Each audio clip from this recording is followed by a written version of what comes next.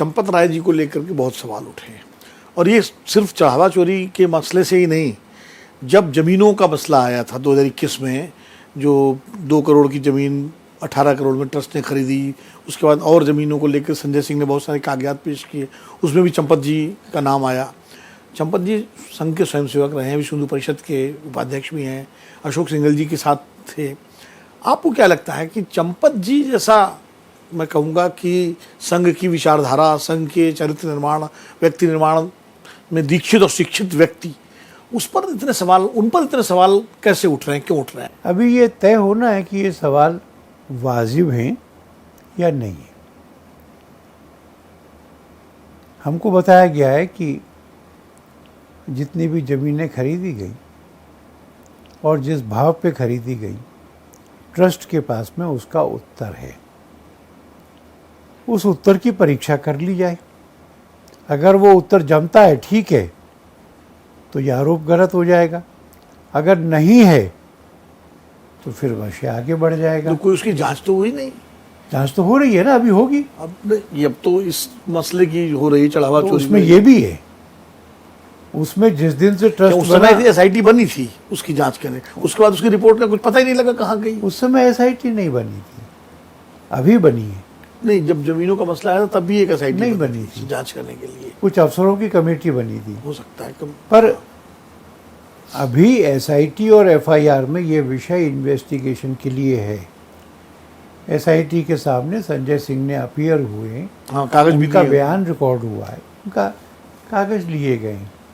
मेरे पास भी कुछ उत्तर हैं, पर उन उत्तरों को देने का कोई अर्थ इसलिए नहीं है कि जांच एसआईटी ने करनी है, उसको करने दी जाए।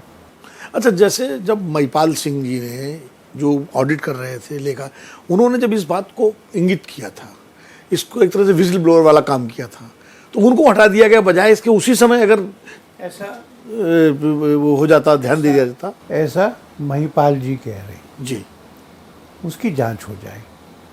उन्होंने बताया था कि नहीं बताया था, उनको हटाया था या उनको हटना पड़ा था, मतलब ये भी जांच के विषय में शामिल है। स्वाभाविक है, क्योंकि महिपाल जैसे बहुत डिसग्रंटल्ड लोग जो हैं इस समय जवानी बहुत सारी बातों को कह दे रहे हैं। नहीं, उनको तो लग रहा है कि मैं स्कोर सेटल कर सकता हूँ। अभी वो वर्मा जी इंजीनियर साहब कह रहे हैं कि निर्माण कार्य में 40% कमीशन लिया गया, वो भी अगर ये हुआ होता तो क्या आज तक ये बात छपी रहती? क्योंकि कोई एक वेंडर नहीं था।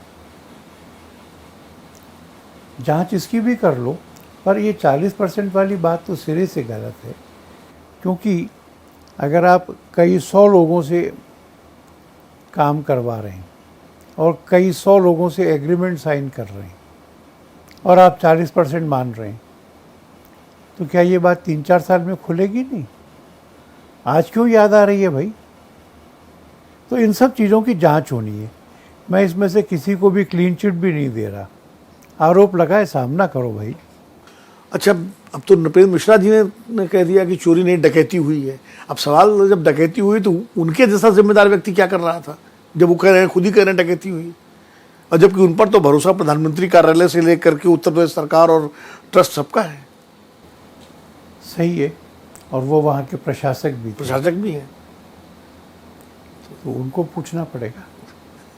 पर सुनिए, हम ये इनकार नहीं कर रहे कि चोरी हुई है।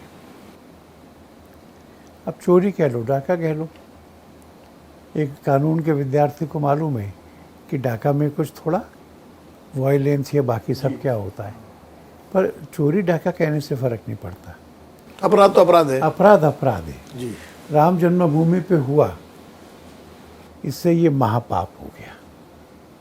तो शब्दों के फेर में जाए बगैर इस बात को स्वीकार करना कि वहाँ हुआ था, आगे से ना हो इसकी व्यवस्था करना, और जिसने किया है उसको दंड देना, हिंदू समाज का के लिए, राम जी के लिए ये प्रायश्चित पूरा करना होगा। अगर आप ये वीडियो YouTube पर देख रहे हैं तो हमारे चैनल को सब्सक्राइब कर बेल आइकन दबाएं, और Facebook पर देख रहे हैं तो हमारे पेज को लाइक करें।